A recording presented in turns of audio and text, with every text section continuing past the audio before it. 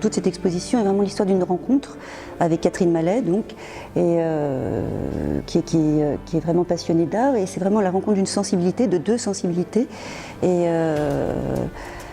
qui donne cette exposition. Il y a mes œuvres qui sortent de mon atelier, et après il y a le lieu, et après il y a les deux personnes. Et là c'est vraiment la rencontre de deux univers en fait, et de deux visions, assez semblables finalement, mais qui est un vrai travail autour de tout ça. Et oui, c'est très important parce qu'il y a, voilà, il n'y a pas qu'à Paris ou à Bordeaux, enfin, on peut trouver d'autres endroits aussi. Voilà.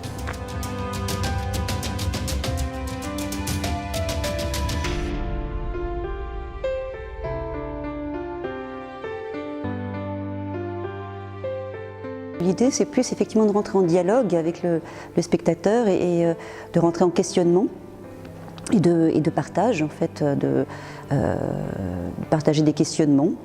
Parce que je ne pense pas qu'il y ait de réponses, je pense que c'est très compliqué de donner des réponses. Et en tout cas, surtout pas d'imposer les choses et de définir et d'enfermer les choses dans une définition.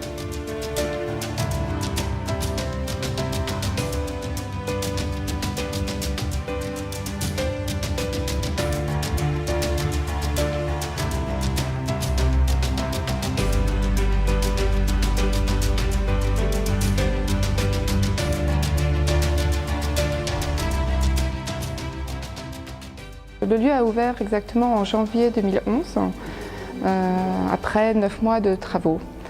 Et depuis janvier 2011, on présente plusieurs expositions par an et on accueille entreprises ou formations culturelles de théâtre, de cinéma, shooting photo aussi, puis aussi des tournages de films.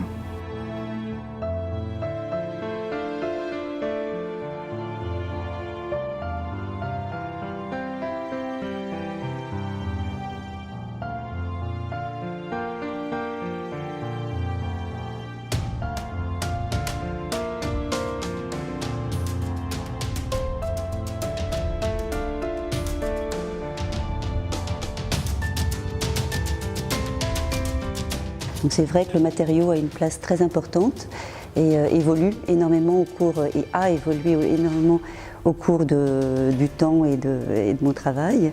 Et voilà, donc on peut trouver des pièces en textile, en plâtre, en baguettes de bois, en fil, en lettres A7 que je gratte.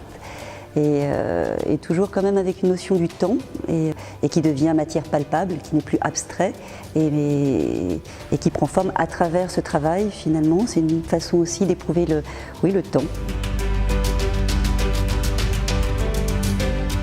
J'ai vécu ici enfant puisque c'est une propriété familiale et ensuite j'ai passé 20 ans sur Paris.